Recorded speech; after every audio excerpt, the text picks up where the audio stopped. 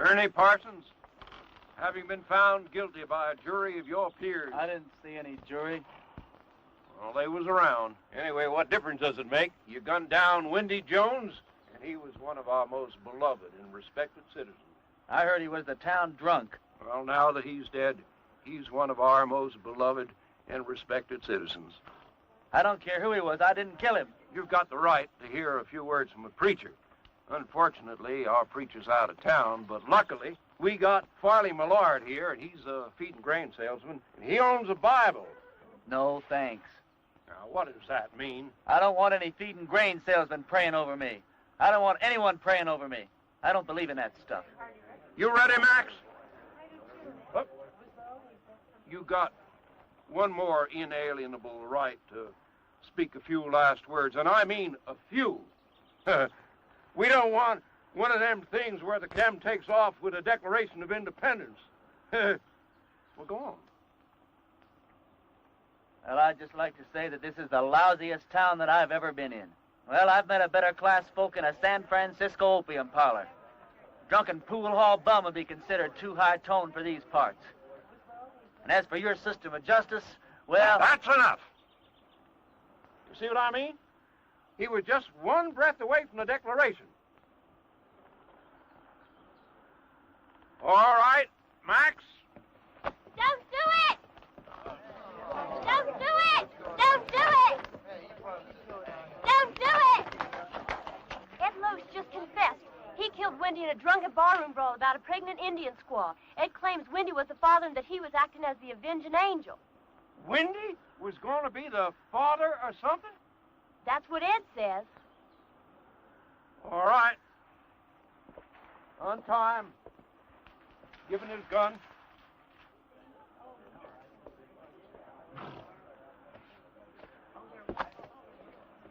Now, that's the way out of town, son. Take it, keep on going, and don't you never come back. You heard her. I'm not guilty. Even so, we don't want no fast guns in this town. Fast guns right alongside with lepers in this law-abiding community. Can I ride back to town long enough to get some food? That's the way out, son. Don't press your luck.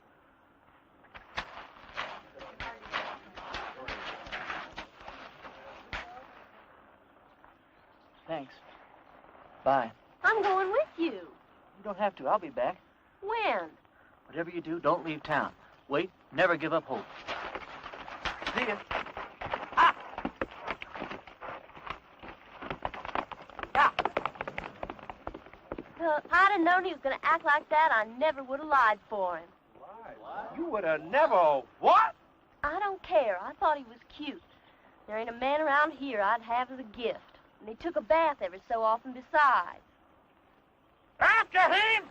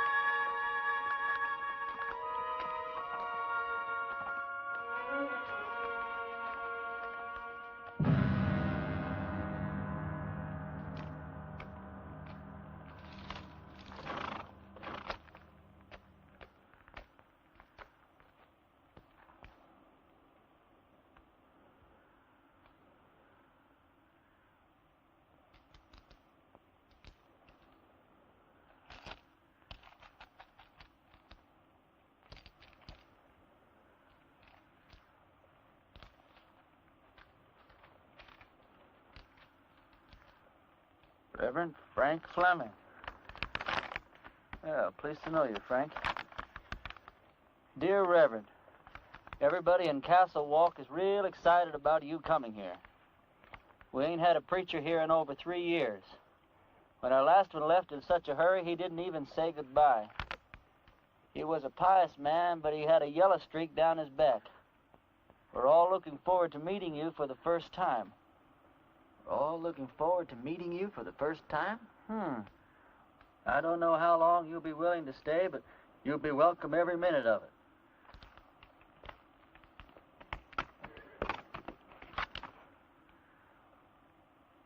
Here's the preacher's horse.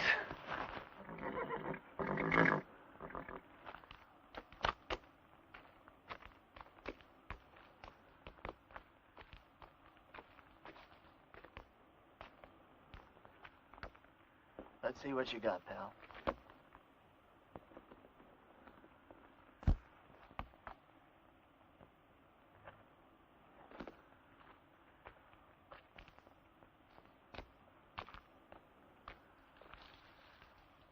Frank, if ever I catch the guy who did you in, I'll take care of him for you. In the meantime, I'm going to need your clothes and your horse.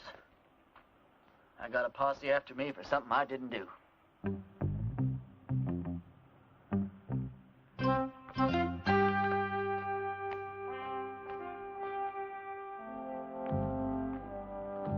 I'd say a prayer for you, Frank, but coming from me, I'm afraid it's liable to do you more harm than good.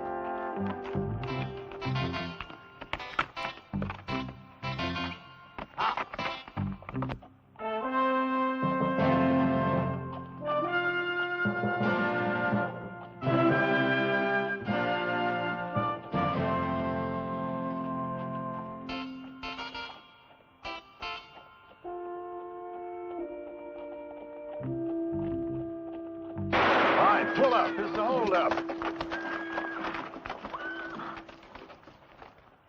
Why, it's a preacher, Percy. Sorry about that there, Parson, but we're a little too far off to catch that there caller. Is there anything we can do for you, Reverend? Either you boys ever heard of a town called Castle Walk? Why, yeah, it's in Arizona. Sure ain't much of a town, though. How far is it from here? Oh, about 150 miles. It's over yonder in that direction. How's your church attendance been lately, boys? You boys see that branch over there? Yes, sir.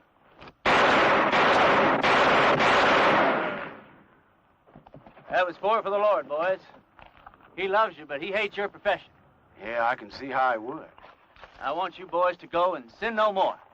We surely won't, Parson. As soon as we can afford not to.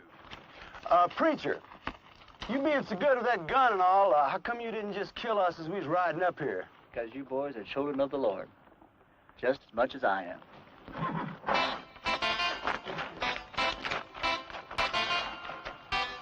Children of the Lord, huh?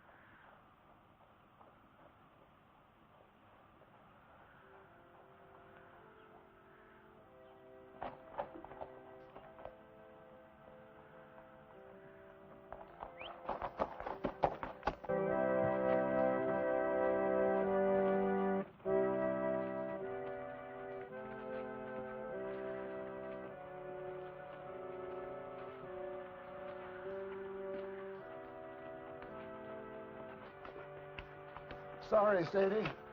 Didn't have the time to dig it no deeper.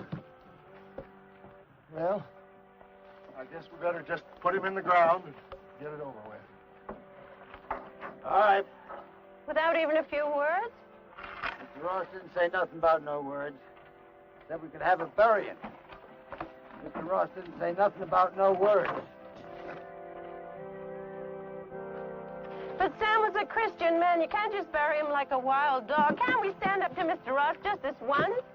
You're leaving here after the burying. We got to stay here and live with him. All right, let's get going.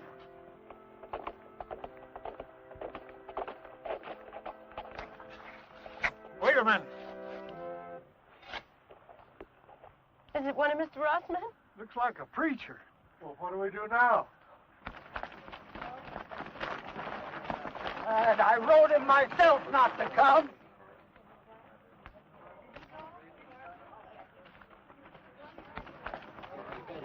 Thank God you're here, Reverend. I've got many receptions in my life, ma'am. Yours is almost unique. We were going to have to bury my husband without any proper words being said. But now that you're here... You, the Reverend Frank Fleming? That's right. I wrote you a letter telling you not to come. No, you wrote me a letter welcoming me to Castle Walk. I wrote you that letter. Yeah, but things changed. First, Mr. Ross said it was all right for us to have a preacher, and then Mr. Ross changed his mind. Gentlemen, what the hell is going on here? Reverend! Hell's a word that came straight from the Bible, folks. Now, all I know is we've got a heartbroken little widow here. You did say you were the widow? And these are my children.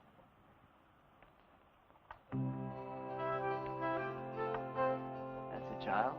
She's 18. Oh, she certainly is.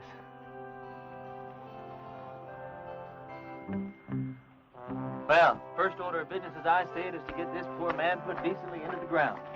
Oh, thank you, Reverend.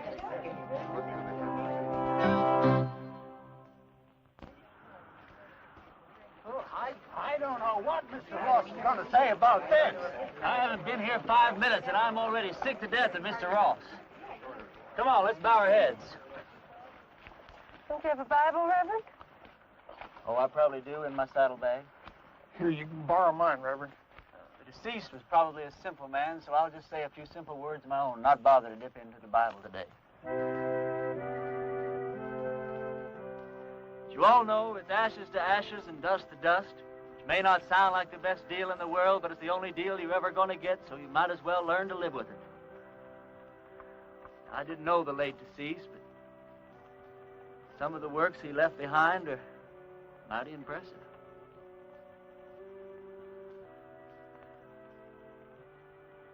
Well, what did he die of? He was shot in the back. May the full wrath of the Lord fall on people who shoot other people in the back. It's a rotten, sinful way to make a living. Amen. Amen. Can't thank you enough, Reverend. I'd like to say more, but Mr. Ross only gave us half an hour to get out of town after the funeral. You're leaving town? You taking her with you? Mr. Ross said we all had to go. Who is this Mr. Ross? He's a mean, miserable, murdering thief, and he runs everybody in this part of the country. There ain't a soul of us that had a single, solitary, happy day since he rode in here and took over. He's going to hear every word that you said. Yeah, and he'll probably kill me. But at least I got to say something that should have been said before I died. Why is he running this woman out of town? My husband, Sam, was the only man in these parts to stand up to Mr. Ross. So he had Sam killed. He let us take one wagon load of our things. We'd better get started. Ma'am, the only place you're going is back to your ranch. I'm sure with the help of all these fine citizens that we can make Mr. Ross see the error of his ways. Reverend, you don't understand the situation around here. Mr. Ross is a powerful, powerful man. He's got money and influence. And he's got 20 top gunfighters working for him.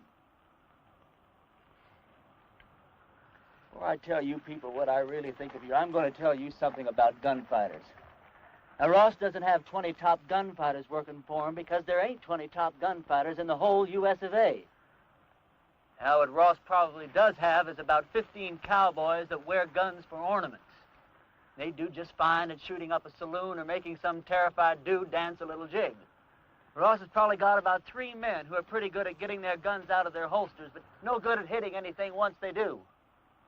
Which leaves about 2 or 3 men that might honestly be called gunfighters. Not top gunfighters. More like second or third raters. So you see, you folks have been letting yourselves be rousted around by a bunch of 2-bit yahoos. How come you know so much about gunfighters, Reverend? The Lord's work takes one to many places in many climes. Matthew 31. There ain't no Matthew 31. Well, there ought to be. Widow, I want you and your family to get in the wagon. I'm going to drive you home. You're going to sit next to me. Oh, I don't know, Reverend. Man, you don't look like the kind of woman that would back away from a little fight. Where's your faith? My faith is in good shape, Reverend. And if you're willing to take the risk, so are we. Get in the wagon, kids. Us and the Reverend are going home.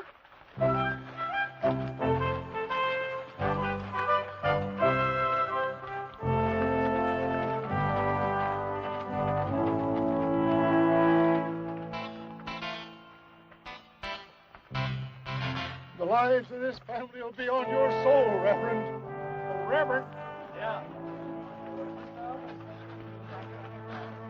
A couple of Ross's men are in town and they're pretty liquored up. That was their first mistake.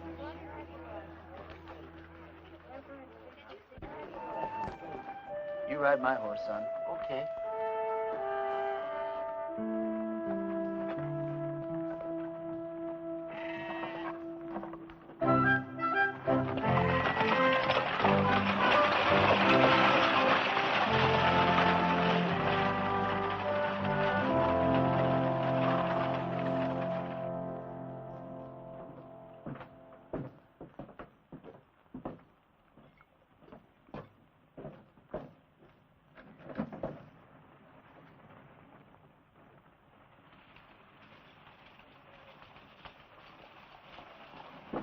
Hey, let's go have some fun.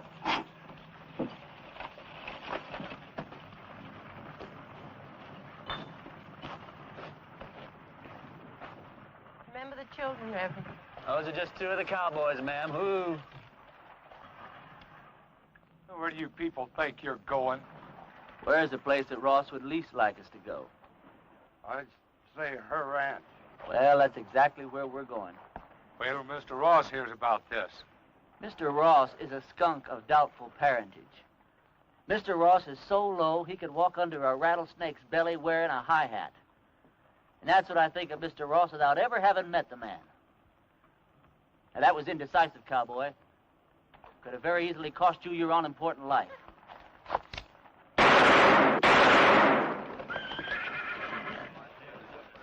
Those could have just as easily been your ears flying off your head, boys. Well, that's a terrible way for a preacher to act.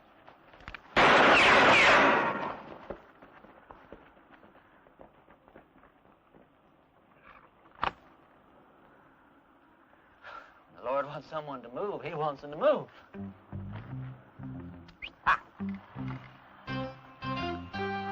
Reverend, my husband Sam would have followed you to hell and back. Oh, don't talk about hell to a sinner, ma'am. You're a sinner? Yeah, we're all sinners. We're about to be.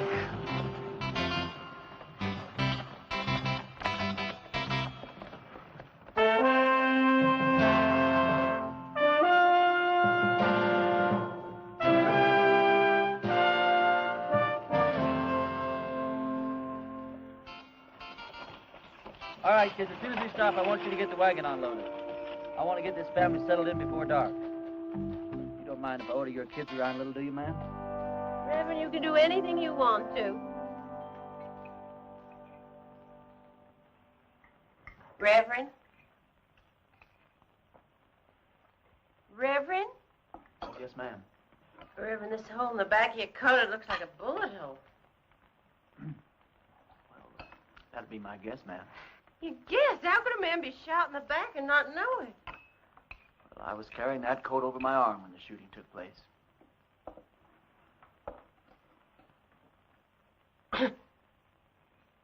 Well, tobacco's one of the Lord's works, too, ma'am. I'll get my things and fix your coat. Do you think Mr. Ross and his men are going to come down and get us tonight? No, not tonight, honey. I'd imagine that Sunday in church would be where he makes his first play. Aren't you scared at all? Oh, I'm scared, all right, Sally. But not the kind of scare that'd make me knuckle under to the likes of that Ross.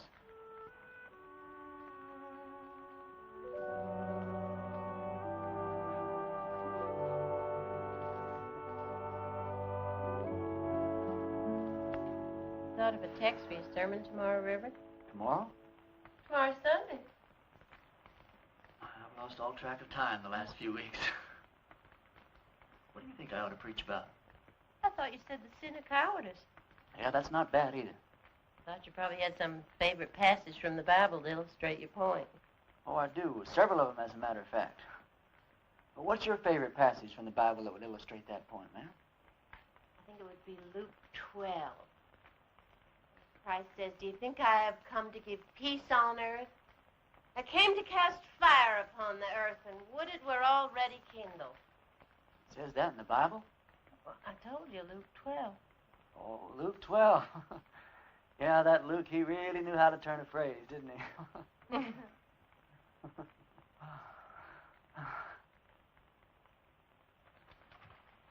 your clothes up for the services.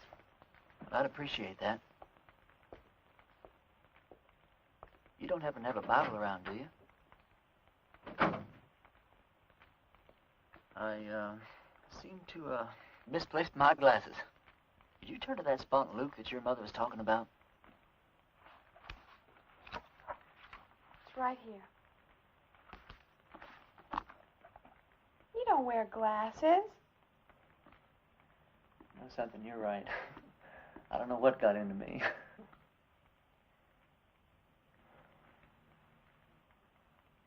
Well, good night.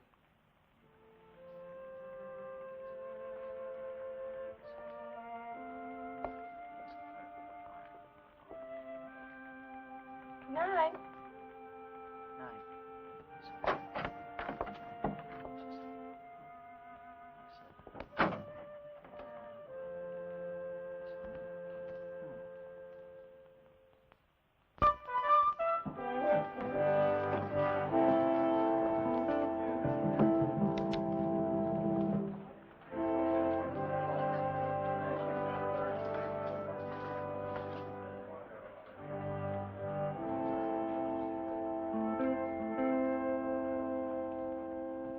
Folks, I'm going to read you from Matthew chapter 10 and verse 34, although Luke says pretty much the same thing in his 12.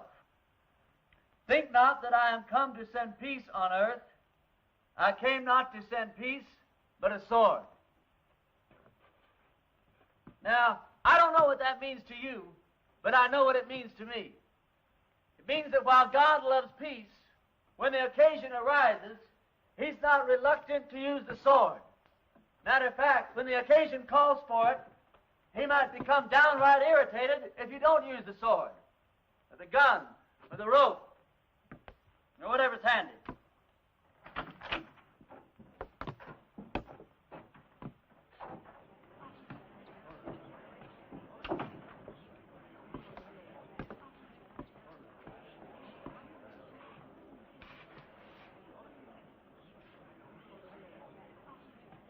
You folks have had a cross to bear here lately, and his name is Ross. They say that people get the kind of lives they deserve, and I guess they do. But when men won't fight for their wives, women, and children, and when their women won't make them fight for what's right, then these people don't deserve any kind of lives at all. That's exactly what you got.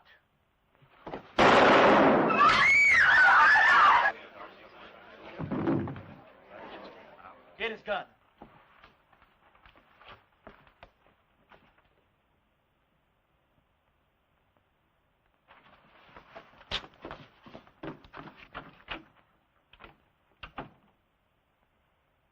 Never done it? I don't think you could possibly realize what an awful thing it is to kill a man. I don't know who God must be mad at the most. That man for wasting his life at the order of some tin-horn dictator, Me for having to do this thing in his own house? You people haven't quit before the fight even got started. I haven't got the heart for any more church today, that's all.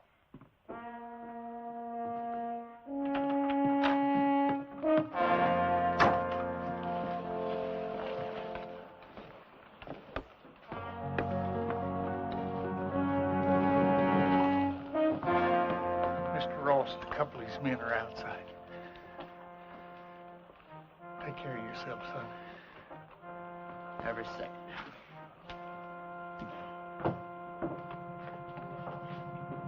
Bring that body outside.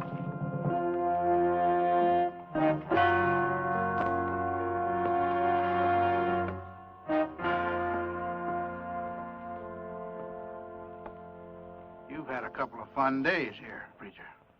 Well, I tell you, Ross, The name is Mr. Ross. The name was Mr. Ross. Now, you hear me good, Ross. Either those two men go for their guns, I'm going to go for you first. I think I can take him, Mr. Ross. Don't think. Here's your chance, boys. Either you holding any grudges against him, draw on me, and I'll kill him for you. If we go together, we can get him. Before or after he killed me. You don't look all that fast to me. Shut up.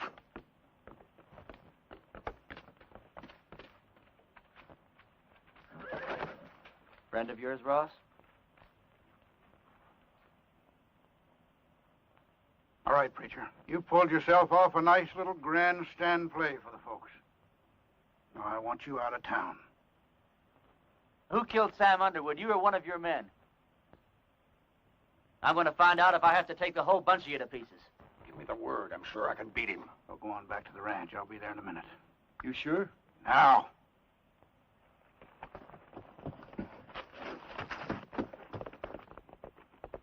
That's the way I like it. Man to man. Do I make the first play or do you? I just changed my mind, preacher. I don't want you out of town. I want you right here where I can get you anytime I want you. Service is next Sunday at 10 o'clock, and there's a 4-bit fine for being late.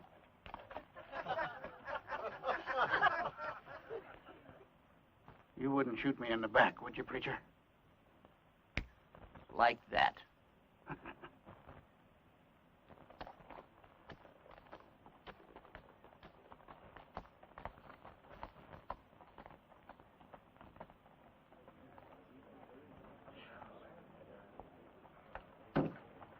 Any of you folks think your preacher doesn't deserve a drink after the events of this morning? Well, we just don't believe in the same God, that's all. Some of you boys plan him, will you? Don't you feel a little strange having a drink with your preacher on a Sunday morning? No. How come? You know, about 10 or 12 years ago, I took a trip up to Cheyenne. Come across this altercation between a 19-year-old kid and one of the top gunslingers in that part of the country at that time. This kid, he didn't want no part of the fight, but this gunny was drunk.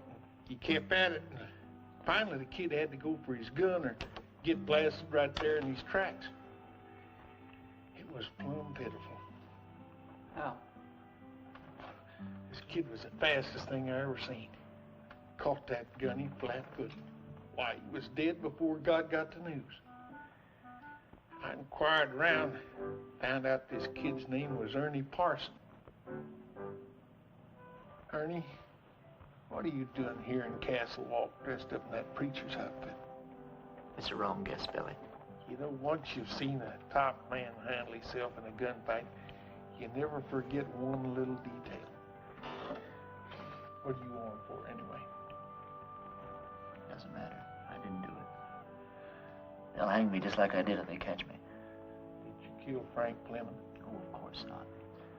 Came across his body in the hills, and he was already dead. I was half starved, no place to go, so I took his clothes and horse and came here. All right.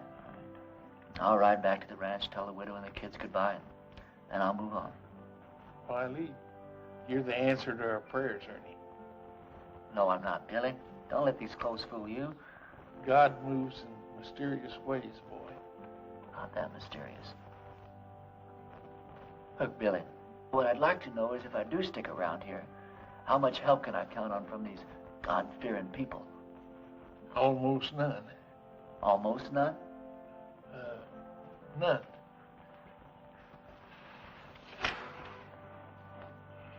Which is just God moving in his mysterious way to get me killed. God will smite the sinners of Castle Walk just as surely as he smote the Philistines. Smote. For the time is at hand when you will hear of wars and rumors of wars. Be not afraid, for this must first take place. Nations will rise against nations, and kingdoms against kingdoms. Not a head on your hair, or a hair on your head will perish. And I quote Luke chapter 21, verse...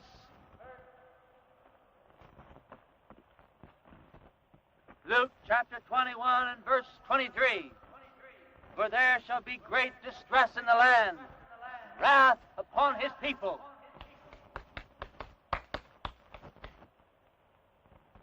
I brought you some lunch. I didn't know preachers had to practice. Well, it's either that or watch the collections fall off. Huh? Oh, that's a real bad joke I stole from the Methodists. Oh, Did your mother know you came out here alone? I don't know. Why? Well, you're a very attractive young girl. Almost too young, as a matter of fact. Most of the girls around here are married by the time they're 13 or 14. 13, huh? Well, I'll have to look into that. Why? They're the lucky ones. Even if they don't get a trip to Phoenix out of it. Is that the price of marriage around here, a trip to Phoenix? No, but it sure doesn't hurt. Look, do I have to keep on calling you Reverend? Oh, no, call me Ernie. Ernie? My full name's Frank Ernest Fleming. All my good friends, they call me Ernie. Is there anything in your faith against marriage? No, not in my faith.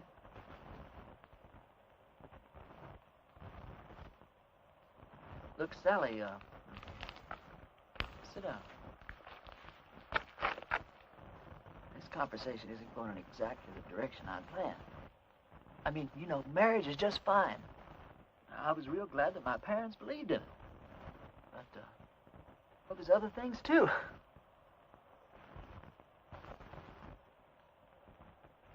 You don't know what I'm talking about, do you? I know what you're talking about. Let's see. What's the matter? Oh, it's these clothes and this collar. It's just, I'm not going to get anywhere dressed like this. I don't see that it makes much difference. You would if you were dressed like a nun. It's just the wrong outfit for what I had in mind.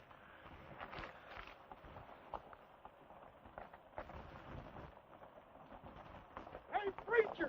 I gotta talk to you! Hi, Sal. Hi.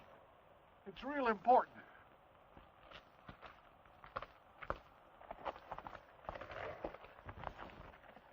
You know a gunfighter named Jake McCoy? Yeah, I know of him. He's in town, My blessings on him. and he's working for Ross. Is he really good? Yeah, he's the best. You can take him, can't you? You sure he's working for Ross? Yeah, and he's looking for you. Although he don't know who you really are. Well, that doesn't matter. Or does it? Where's he at now? Well, he's at the men's saloon when I left town.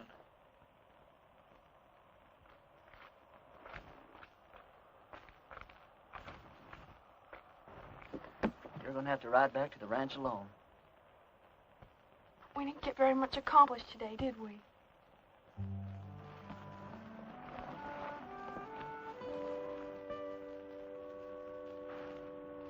Can't you just feel the ice breaking all around us?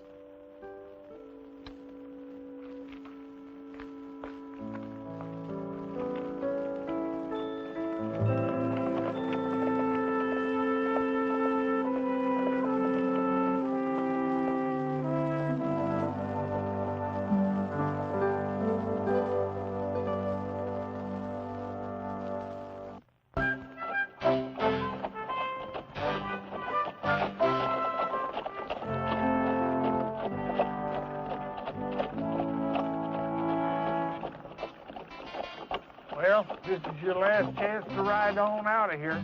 Forget about the whole thing. I can't. I don't know why, Billy, but I just can't.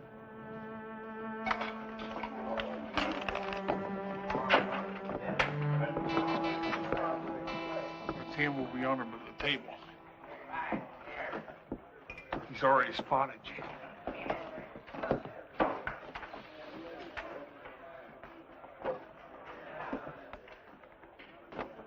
Hello, Jake.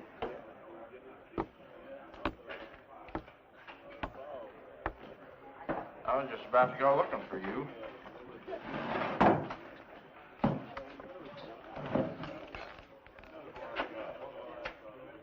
You ever run into Ernie Parsons anymore?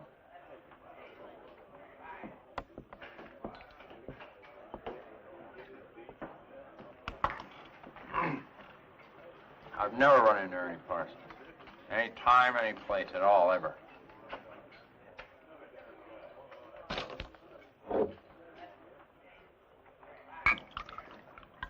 You have now. You? You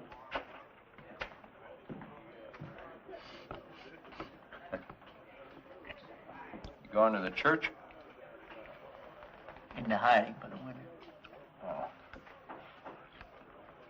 I always heard you were kind of smart. I never heard that about you.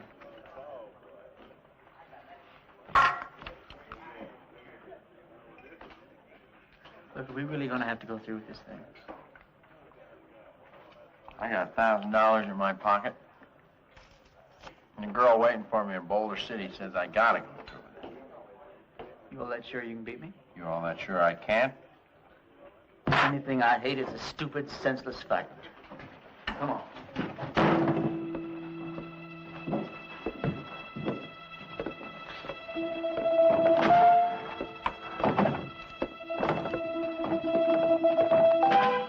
Well, how do you want to do this?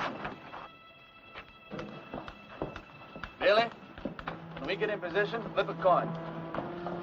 When it hits the ground, we go for our guns, all right? All right. Jake, one of us is going to die, and it's not going to prove a thing. Sure it is, Ernie. It's going to prove which one of us is a fool to call himself a gunfighter.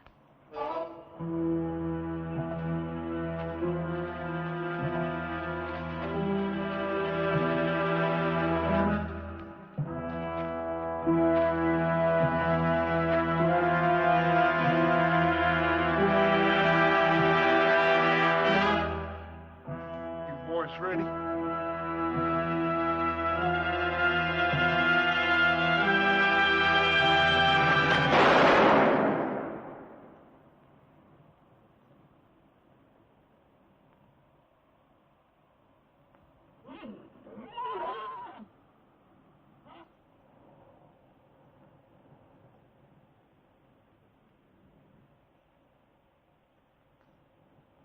Are you hit? You?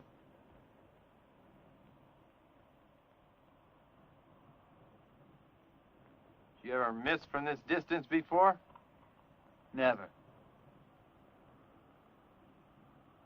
Me neither.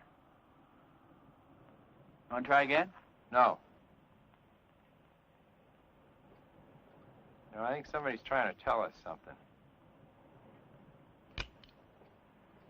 You put your gun away. I'm going to get on my horse and get out of this place.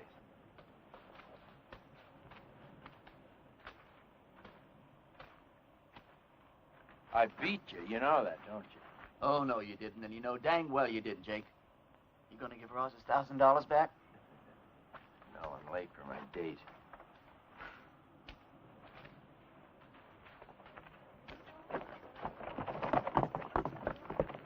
You folks see those bullets hit? I don't think it hit anywhere, Reverend. That's just plain silly.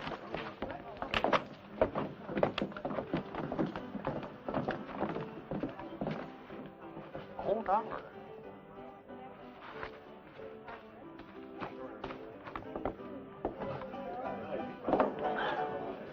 This is how those stupid legends get started. Jake and I have an off day in a gunfight. Miss each other. Wish there could be 1,000 explanations. Just because a bunch of rummies standing around don't see where the bullets hit. All of a sudden, you've got the miracle of Castle Wolf. Now, this whole miserable little town's gonna think that God's on their side. Well, you got me convinced, son. But somehow or other, I just hardly believe that you convinced yourself. Now, let me point out a couple of things to you. Like what? Well, for instance, you're back yonder in that town and they're about to hang you. And right at the last minute, in rides this gal and saves your neck. She and I have been fooling around a little bit. All right, well, then you're out there in the brush. Posses are chasing you. Then all of a sudden you come across this here preacher's body. You find this letter that brings you right here to this here town. Supposed to lead him. Yeah, but you was the one that wound up here. Right here where you're needed more than anybody's ever been needed before. Now, do all this make you want to stop and think just a little bit, boy? No. I don't want to talk about it.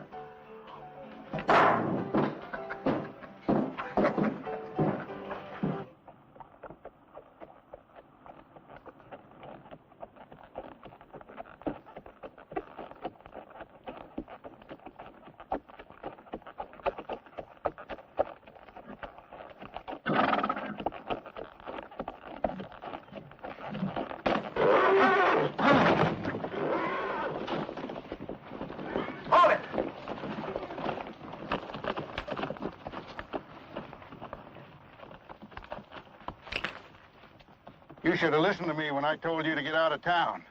You shouldn't have backed out in front of me the other morning either. Now, this whole town's gonna have the idea that you're just a little less than the tin god you pretended to be. Just tell me one thing. What really happened between you and Jake McCoy? I chased that bum out of town. And he's not gonna give you your $1,000 back either. He said to tell you that's the price he charges for shaking hands with scum like you. Get on with it. Prayer man, you drop that rope real slow.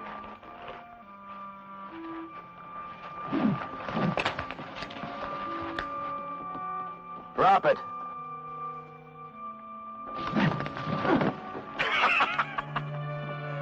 You ain't getting out of town fast enough, preacher.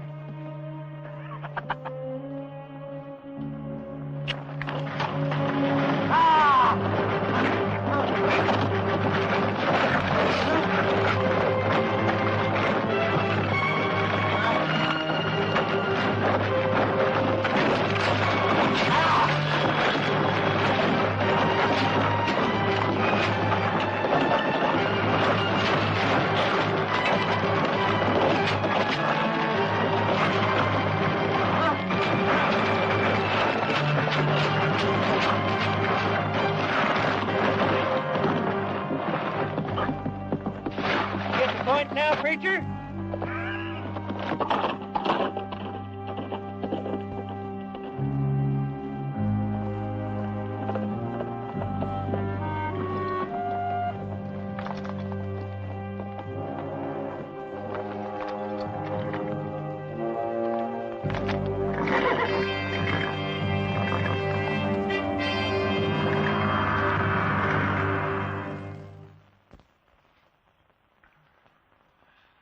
Bunkhouse of our ranch. I thought it would scare the kids if they saw you like this. How'd you find me? When you didn't come home last night, I set out to look for you.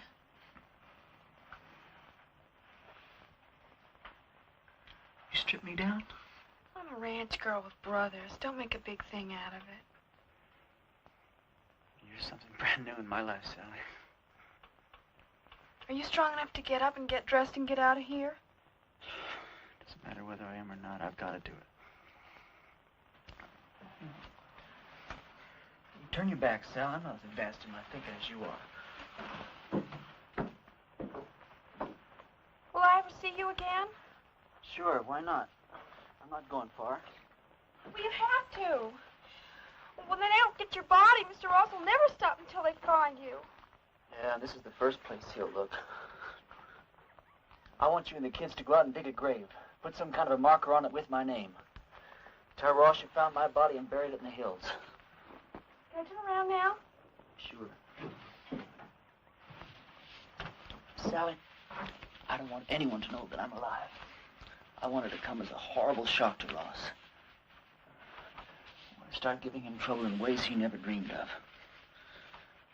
I'm going to need plenty of food, water, and ammunition. I'll get you everything you need. Where will you go? I'll hide out in the hills for a while. Well, Ernie, in this part of the country, if a girl undresses a man, it's customary for the man to make an honest woman out of her.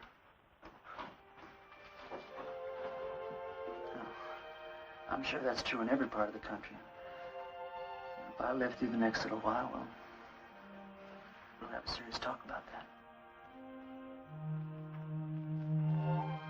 What's the matter? Well, just look at the way I look. Well, it's always something, isn't it? You don't like the way you're dressed. You don't like the way you look.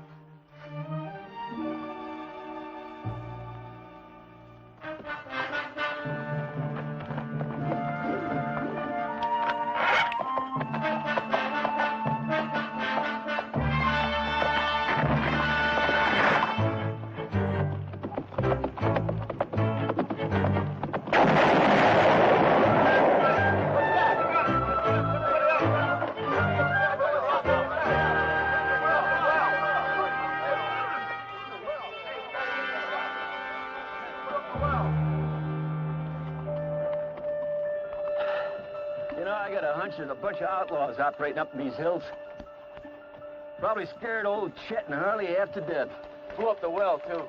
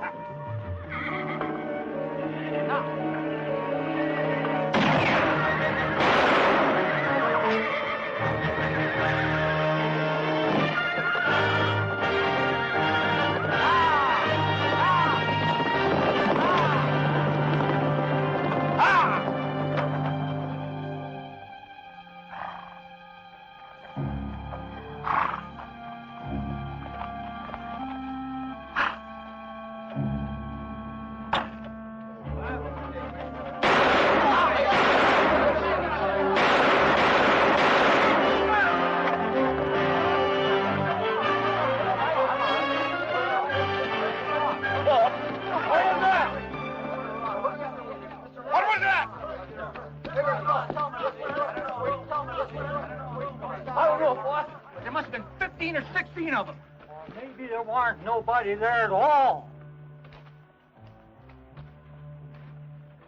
What do you mean? Dragging a preacher through the cactus. Them people don't have to stay dead unless they want to. Everybody in town keeps talking about the preacher's ghost riding through the hills and shooting at every one of Ross's men that sticks his head up. I keep a-telling them the whole doggone idea goes to his back up. Sally, didn't you tell Billy? You told me not to tell anyone. Billy, I'm sorry. It's sure good to see you alive, boy. Are you sure it's safe for you down here? Honey, it's been a long time since I've been safe anywhere. Lately, it's been getting worse. Isn't tomorrow Sunday? It sure is. Billy, I want you to ride into town and tell everyone that we're having church services tomorrow morning at 10. I'll do it right now.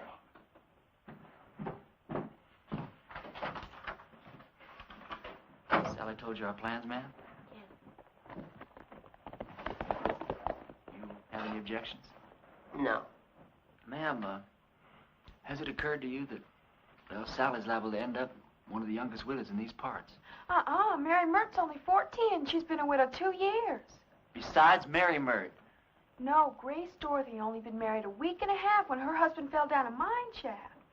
You know how old she is. Sally, could we take a walk outside? Excuse us, ma'am. Sally, the reason I brought you out here is, well, one of the reasons. If we're going to be husband and wife, then you've got a right to be in on the decisions that affect the both of us. You understand? Now, if I stay here and fight it out with Ross and his men, the chances are very good that I'll be killed. But on the other hand, we could leave here tonight, get married the very first town we come to, go someplace we both like and settle down and just have a wonderful life for ourselves. It's all up to you, Sally. You just say the word. Well, Mom always said never throw yourself in between a man and what he thinks he's got to do. Well, I won't kid you, Sally.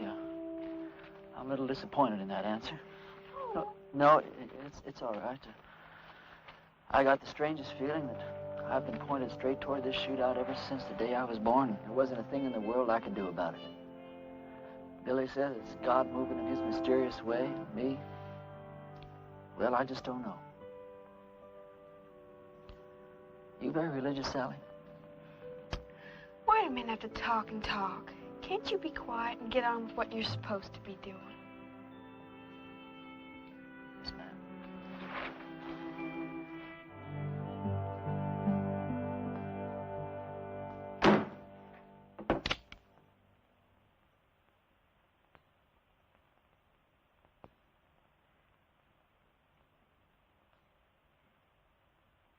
Folks, I'm here today as your preacher, and as God's representative. As your preacher, I've stood up to your enemies for you, and all it's gotten me so far is a lot of bruises and a bunch of cactus spines. Now, I understand that a lot of you thought I was dead, and that my ghost was raging through the hills, wreaking my vengeance on Ross and his men. And I want to ask you something. What were your feelings? Were you scared that you might have an angry ghost raging in your hills? Or were you ashamed because not a single one of you came out to see if I was alive or if I might not need some help? Well, I'm warning you people. While you're sitting around waiting for God and me to do your work for you, God just might have some plans of his own. Maybe he's not as angry at Ross as he is at you.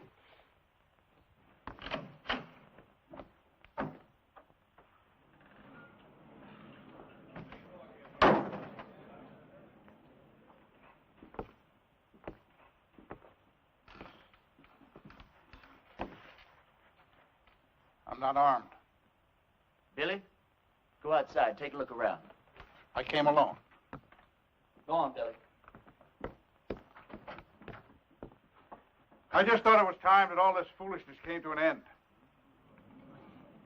We got a new country to build here. We ought to be getting on with it, instead of indulging in all this senseless killing. I won't deny that you've hurt me since you've been here. Several of my men have been killed or wounded. Several more have run off because you scared them half to death. I didn't know I was doing that well. What do you want, Ross? A truce.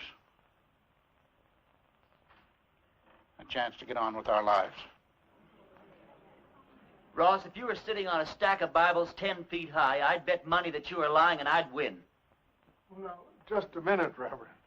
If Mr. Ross is sincere, and I believe he is, this may be just the moment we've been waiting for. Luther, how could you believe that? I don't believe him for a minute. Now, Sadie. You are going to believe this man after all he's done to you? Jehoshaphat, Reverend. Anybody can make a mistake. If Mr. Ross is man enough to come here, Please. I didn't mean to create any dissension amongst the preacher's flock. Now, you've all heard what I have to say. Think it over.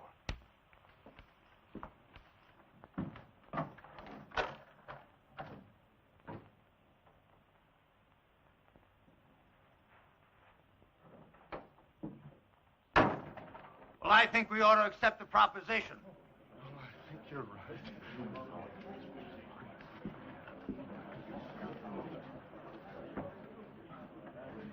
I have an announcement to make. Miss Sally Underwood and I are going to be married tomorrow morning at 11. You're all invited. The second the ceremony is over, my wife and I will be leaving this godforsaken town for good. The ceremony won't take place here in the church. It'll be at the Mint Saloon. You can say what you want about those people at the Mint, but they know why they're there and they do something about it.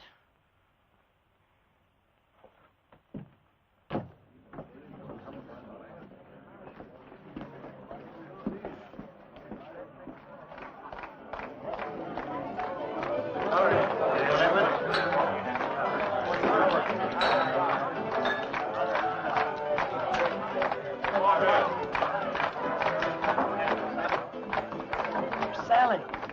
She's out back getting dressed. Her mama's with her. Can't take all day with this thing. What's your rush, boy? One of my feelings, and I'm never wrong, that I should get out of this place. When do you say that? Huh? Oh, nothing. Hey, yonder she goes down. Oh, you're beautiful. Come on, everybody.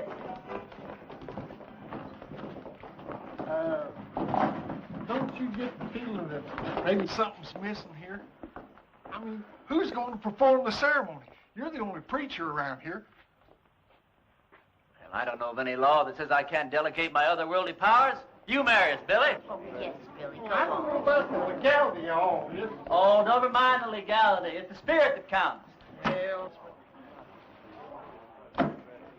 Now, I take Sally to be my wedded wife. You go on from there. well, dearly beloveds, we are gathered here today to unite this couple in holy. What's that? Reverend, you were right. Ross and his men have bypassed the town, and they're circling around, and they're coming in that way. Well, he's let us down again. Hold it down, hold it down. How many men? I counted 14, including Ross. How long before they get here? Not more than 5 minutes. Well, 5 minutes is plenty of time. Go on with what you were saying, Billy. I'll have to get ready for Ross, otherwise I won't stand a chance. We'll have to finish this thing later. All right, folks, this is it. Now you see how much his word means. Ross and his men are coming into town for just one reason, to get me. Because he knows if he kills me, there won't be enough fight left in the rest of you to hold off a bunch of sick old ladies. This thing works two ways. Now, if I can get Ross first, then his men won't have any reason to go on with the fight. So all I'll need is some of you to keep his men pinned down while I take care of Ross.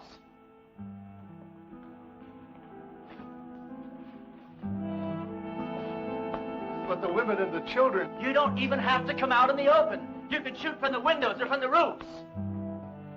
You don't even have to hit anything. Just shoot fast and make a lot of noise, but keep his men pinned down.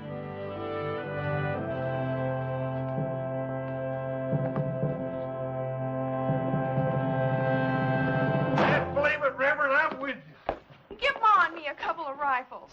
Well, you said we didn't have to hit anything, just make a lot of noise. You don't think I'd take a chance with you, do you? Come on, Billy. Give me the keys to the hardware store. Barbershop. I don't hate you people. I guess you just can't help the way you are. Well, I ain't gonna be that easy on you. Ernie, there's something else that you ought to know about. I'd have told you sooner, but, well, I didn't want to spoil the wedding. Well, that sheriff that wanted to hang you, he's here in town. Where? Over at my place. I told him I was the sheriff here. It's one that I got off our last late sheriff. Anyhow, I told him if he'd wait there while I'd round you up and bring you into him. How'd he find me? Oh, him and that posse come across Frank Fleming's body. One of them old boys knew Frank. They figured that you'd switch clothes with him. Well, if he wants me, he's just going to have to get in line behind Ross and those other 13 men. You take the barbershop. Ernie, when this thing's over with, though, you got to get out of town. That's all there is to it. Billy, what the hell makes you think we're going to live through this thing?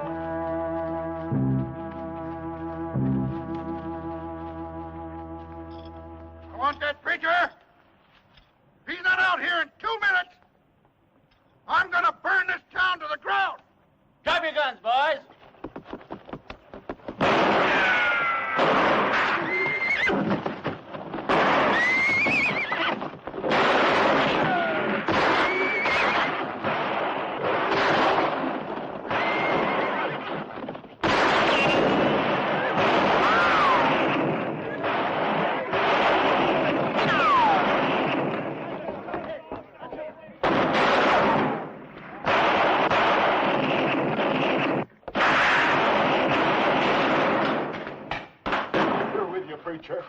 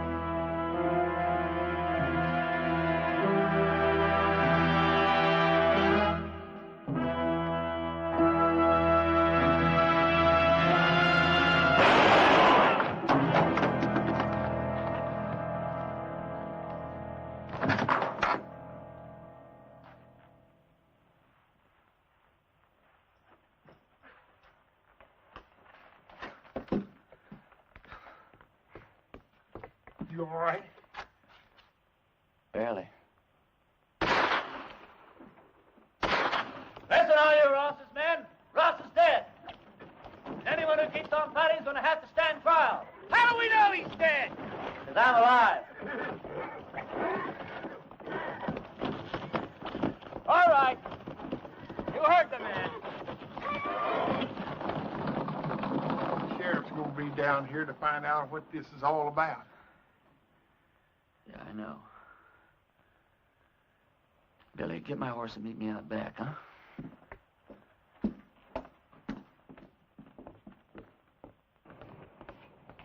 Go over to the men's saloon and tell Sally to meet me back at the ranch. We'll take off from there. No, I ain't going to do it. I'm a dang fool for going along with this thing as far as I have. And I ain't going to go no further. What are you talking about? I ain't going to let you run away with that kid. Her not knowing who you are or what you are or what kind of a life she's letting herself in for. You think if I told her everything, she still wouldn't ride away with me? Well, of course she would, Ernie. Because she's 18 and you're her first love. Well, that's good enough for me. Ernie, when that sheriff finds out you've left town, do you suppose that he's just going to give up? I can take care of him. Yeah, you can take care of him with one hand, while you take care of Sally with the other. And if something goes wrong, why, she can just stand around with your baby in her and watch you hang. You think I could just ride off without telling her why? I'll tell her. Yeah, then what happens to her? Oh, she'll be tore up for a while, but she's young. She'll get over it in a month or two. Yeah, but I won't get over it in a month or two. I'll get your horse. I'll get it myself.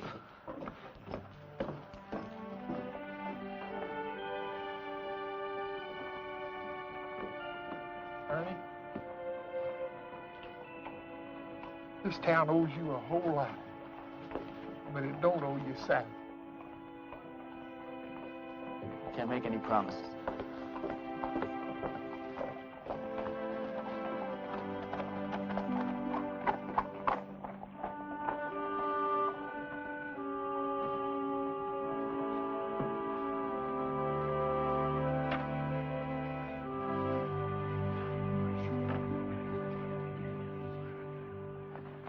He's all right. He's not hurt, and he'll be here any minute. Damn it, Bill. right.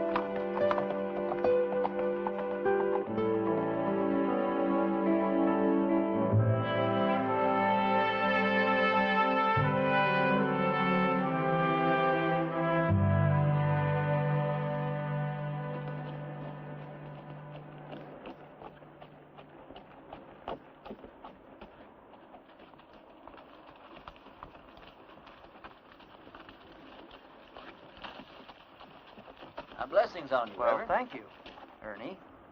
Do I know you? No, I don't think so. And how come you know me? Because I know every preacher in this part of the country, and you're not one of them. And I've been hearing about a gunfighter named Ernie Parsons and some interesting goings-on in a town called Castle Walk.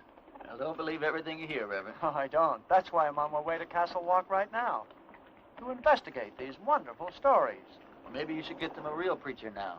They seem very happy with the one they had. They had a gunfighter, not a preacher.